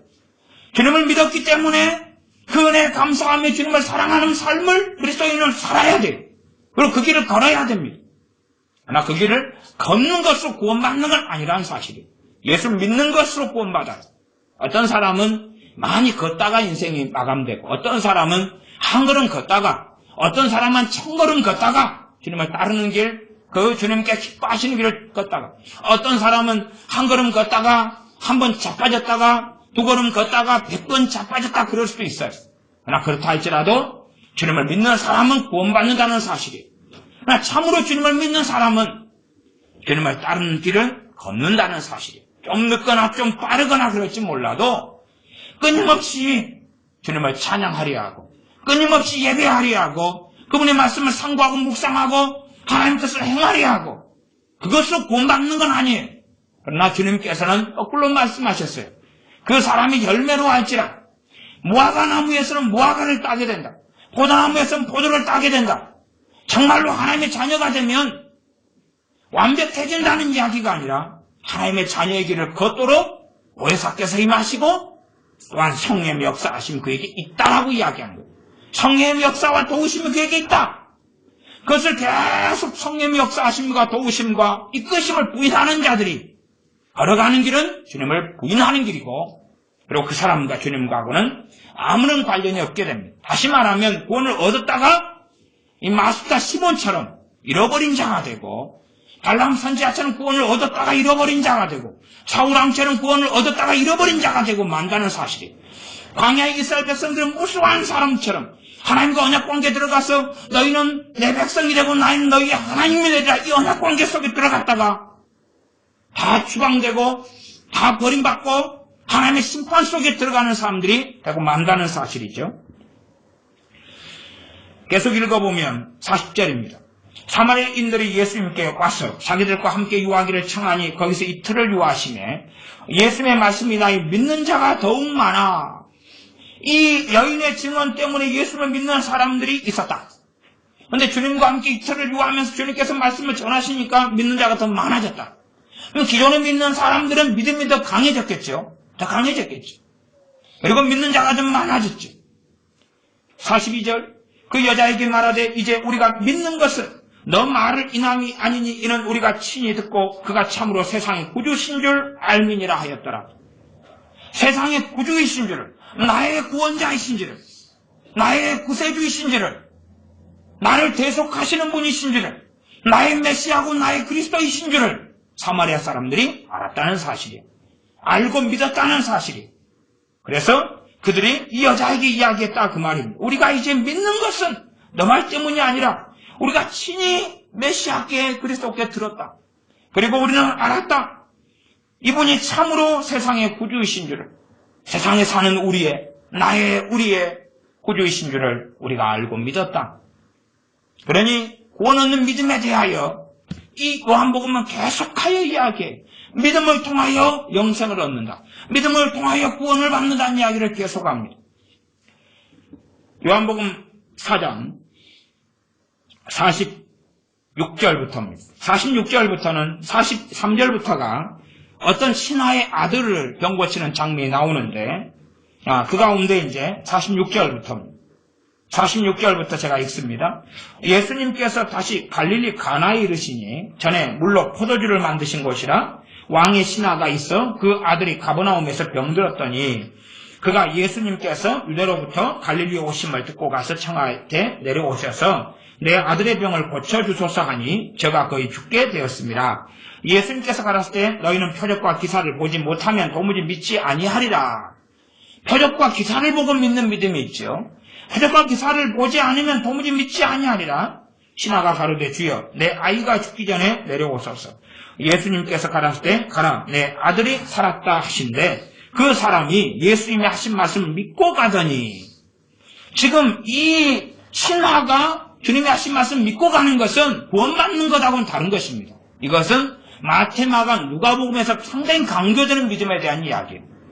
그다가 이제 51절로 넘어가면 내려가는 길에서 그 종들이 오다가 만나서 아이가 살았다 하거늘 그 낫기 시작한 때를 물은즉 어제 제 7시에 열기가 떨어졌나이다 하는지라 아비가 예수님께서 내 아들이 살았다 말씀하신 그때인 줄 알고 자기와 그 온 집이 다 믿으니라. 이게 이제 구원받는 믿음이에요. 그 전에는 치유에 대해서 자기 아들이 살았다 하는 말씀을 자기가 경험하고 만났고 들었던 예수님을 신뢰함으로 그 말씀을 믿었어요. 그 믿음 때문에 자기 자녀가 치료가 됐어요. 그러나 그 치유받은 일을 다시 확인하면서 이제는 그와 그 온 집이 예수님을 믿게 되었다 그 말이에요. 그와 온 집이 구원받았다 그 말이죠. 이 신하는 가장으로서 참으로 권위 있게 바르게 행했으니 이 가장 신하의 구원이 온 가족의 구원을 가지고 왔던 사건이 되겠습니다. 5장입니다. 5장 21절로 넘어갑니다. 5장 21절. 5장 21절부터 제가 읽습니다. 아버지께서 죽은 자들을 일으켜 살리심 같이 아들도 자기 원하는 자들을 살리느니라. 아버지께서 아무도 심판하지 아니하시고 심판을 다 아들에게 맡기셨으니 이는 모든 사람으로 아버지를 공경하는 것 같이 아들을 공경하게 하려 하심이라. 아들을 공경치 아니하는 자는 그를 보내신 아버지를 공경치 아니하느니라. 참으로 예수를 믿는 것과 연결되어서 아들을 공경하고 아버지를 공경하는 것과 관련이 있어요. 우리 주님께서 나를 위해 생명을 주셨고 나를 위해 죽으셨다면 그 아들을 공경하는 길을 걸어가야 되죠. 그렇게 하시려고 이제 심판하는 권세까지 다 아버지께서 맡기셨어요. 그러나 예수님을 통해 구원을 받고 주님을 공경하는 길을 걸어가지 않을 때 어떻게 하나님 아버지와 바른 관계 속에 들으며 그의 구원받는 믿음이 계속될 수 있겠는가? 그럴 수 없겠죠. 24절입니다. 내가 진실로 진실로 너희에게 이르노니 내 말을 듣고 또 나 보내신 이를 믿는 자는 영생을 얻었고. 어떤 자가 영생을 얻습니까? 믿는 자가 영생을 얻었다. 이게 계속 강조되는 반복되는 말씀이 요한복음의 핵심 메시지예요. 마태, 마가, 누가복음은 안 그렇습니다. 여러분이 그래서 이 공간복음이라고 하는 마태, 마가, 누가복음하고 요한복음을 비교해 보시면 극심한 차이가 있는 걸 발견할 수가 있어요. 나 보내신 내 말을 듣고 또 그러니까 주님의 말씀을 듣는다는 게 주님의 말씀을 듣고 누구를 믿는 겁니까? 주님을 믿는 겁니다. 또 나 보내신 이 전능하신 하나님 아버지께서 그 아들을 세상의 구원자로 세상의 대속주로 보내신 것을 믿는 그런 사람은 영생을 얻었고 심판에 이르지 아니하나니 사망에서 생명으로 옮겼느니라. 25절 아버지께서 자기 속에 생명이 있음 같이 아들에게도 생명을 주어 그 속에 있게 하셨고 그러면서 주님을 믿는 사람들에게 생명을 주셨다 하는 이야기가 됩니다. 쭉 넘어가서 38절부터입니다. 5장 38절부터 제가 읽어보겠습니다. 그 말씀이 너희 속에 거하지 아니하니 이는 그의 보내신 자를 믿지 아니함이라. 주님을, 아버지께서 보내신 주님을 믿지 않는 사람은 그 말씀이 안에 거할 수 있다고요? 없다고요? 없다고요? 없다고. 그러니 우리가 주님을 믿는 다음에 주님의 말씀이 우리 안에 거하여야 합니다. 해야 맞아요. 주님을 내가 영접하고 믿었다. 그리고 구원받아요. 그러나 그것이 지푸라기처럼 혹은 혼인잔치에 청함은 받았고 그러나 축함을 받지 못하는 자들, 듣고 나는 믿었다라고 착각하지만 주님의 말씀이 마음속에 들어오질 않아요. 정말 주님을 영접한 사람은 가장 먼저 경험하는 것이 평안을 경험합니다. 주님을 영접하자마자 평안을 경험해요. 그러나 나는 주님을 믿었다, 영접했다 하는데 평안이 없다. 그런 사람들은 주님을 영접한 것이 아닙니다. 또 주님을 영접하고 하나님과 바른 관계 있는 사람들은 평안을 누리고 살아가요. 평안을 누리고 살아가요. 그러나 나는 주님을 믿는데 평안이 뭔지 모르겠다. 그럼 저는 극단적으로 그렇게 말씀드려야 되겠습니다. 주님하고는 관계가 없다. 주님과 관계가 없다. 왜요? 나는 너에게 평안을 주노라 했는데 평안이 뭔데요? 평안이 뭔지를 몰라요? 그런 사람은 아직 주님의 자녀일 수는 있으나 주님을 따라서 살지는 않는다. 예수님의 사람들은 평강의 사람이다. 평강의 사람, 평안의 사람이다. 평안을 누리고 살아가는 사람. 자, 계속 읽어갑니다. 39절. 너희가 성경에서 영생을 얻는 줄 생각하고 성경을 상고하거니와 이 성경이 곧 내게 대하여 증거하는 것이로라. 그러나 너희가 영생을 얻기 위하여 내게 오기를 원하지 아니하였도다.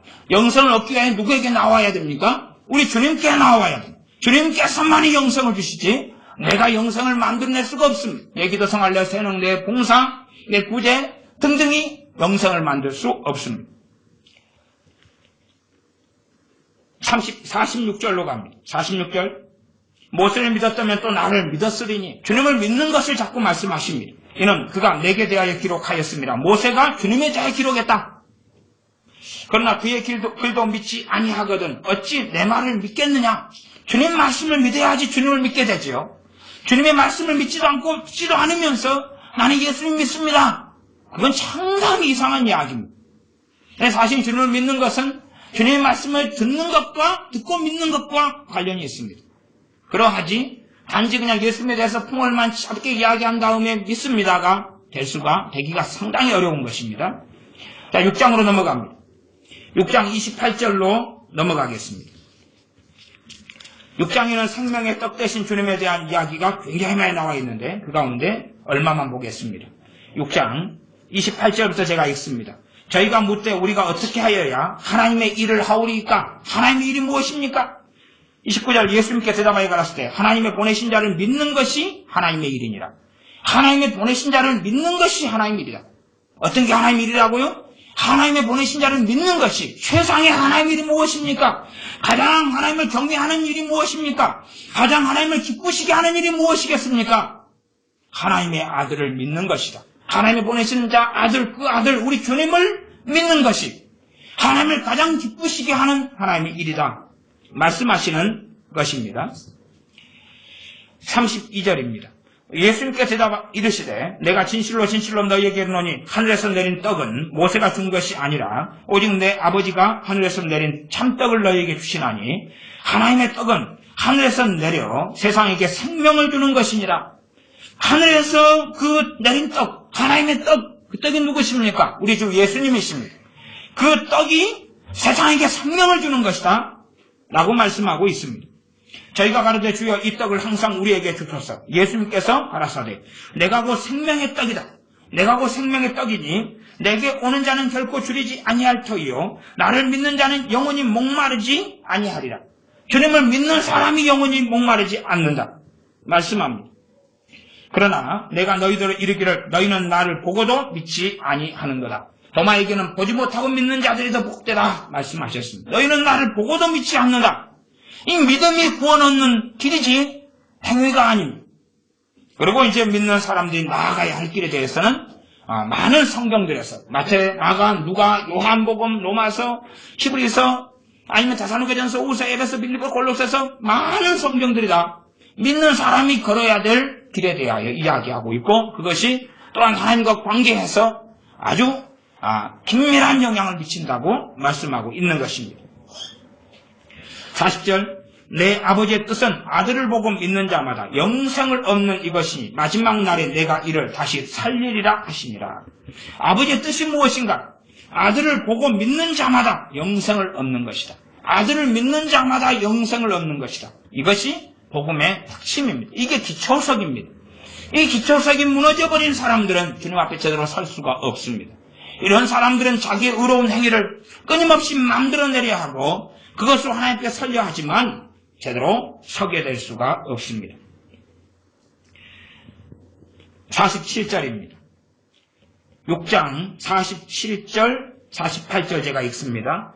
진실로 진실로 너희에게 이르노니 믿는 자는 영생을 가졌나니 내가 곧 생명의 떡이로라. 반복하고 계시죠. 믿는 자는 뭘 가졌다고요? 영생을 가졌다. 믿는 자는 영생을 가졌다. 주 예수를 믿는 사람, 주님께서 나의 죄를 위하여 십자가에 죽으신 줄을 믿는 사람. 그러나 말로 나 믿습니다. 그것만을 가지고 다 믿을 수는 없다 그랬습니다. 다 믿을 수는 없어요. 나의 모든 죄를 위해서 십자가에 달리셨다. 죽으셨다. 그러면 정말로 자기의 모든 죄를 위해 죽으셨다는 것을 정말 믿느냐? 그건 간단한 이야기가 심지어는 아닐 수도 있습니다. 또한 주님께서 내 모든 죄를 위해 죽으셨다는 것을 믿는다. 그래놓고 주님을 사랑하게 되지 않는다. 주님께 참으로 그 은혜에 찬양하며 경배하며 예배하게 되지 않는다. 그렇다는 이야기는 뭔지를 모르거나 모르는데 아는 척한다. 말하자면 안 믿는데 믿는 척한다. 그런 이야기가 되고 말 것입니다. 생각해 보십시오. 어떤 사람이 내가 빚지고 있는데 내 빚을 갚으라고 1억 원짜리 수표를 줍니다. 그러면 꼬마가 그 1억 원짜리 수표를 받았어요. 잘 받았습니다. 감사합니다. 그래 똥 닦아버려요. 그 가치를 압니까? 모릅니까? 모르니까. 그러나 정말 1억 원짜리 수표를 내가 말할 수 없는 비참함과 빚쟁이 속에 환난 속에 절망 속에서 받아서 내 그 빚을 해결하고 그 은혜를 받았다면 그 1억짜리 수표를 준 사람에 대하여 나는 당연하게 어떤 반응이 일어나겠느냐 하는 것입니다. 내가 얼마나 그 빚 때문에 고통을 받아봤으면 마찬가지로 주님께서 내 죄를 위해 죽으셨다. 그런데 내 죄가 얼마나 심각하고 얼마나 문제가 있고 극심한지를 알아가면 알아갈수록 그래서 사실상 우리는 죄 가운데 계속하여 많이 살아가는데 우리의 죄가 계속 드러나면 드러날수록 심지어 오늘 내일 모레 그제 계속 죄에 대해 넘어지면 넘어질수록 구원받은 사람은 주님을 사랑하게 되어준다는 사실이에요. 내 의로 사는 게 아니라 주님의 의로우심으로 사는 사람은 주님을 더 사랑하게 된다는 사실이에요. 왜? 죄가 무엇인지를 알아가기 때문에. 먼저 죄에 대해서 피상적으로 조금 알다가 주님 믿은 다음에 율법을 통하여 말씀을 통하여 죄가 무엇인지를 알아가요. 그러면서 주님을 더 제대로 바르게 사랑하게 되죠. 그러나 하나님 말씀에 주님의 말씀에 관심이 없는 사람들. 난 믿습니다. 하지만 관심이 없어요. 믿습니다. 하지만 하나님 말씀을 배우려 하지 않아요. 믿습니다. 예배드릴 마음이 없어요. 억지로 마지 못해. 우리의 자녀들처럼 그렇게 살아간다. 과연 주님과 관계가 있느냐? 저는 없다. 믿음의 핵심은 자원함입니다. 자원함. 스스로 예배하는가? 스스로 기도하는가? 스스로 찬양하는가? 스스로 하나님 말씀을 상고하는가? 여기 없는 사람들은 하나님 관계가 없다. 믿는 척하고 있고 믿을 만한 기회를 가지고 말할 수 없는 부모가 믿기 때문에 은혜를 누리는 시간을 보낼 뿐 우리 주 예수님과는 관계가 없다. 정말 주님과 관계가 있는 사람은 스스로 예배하고 스스로 기도하고 스스로 하나님 말씀을 상고하지.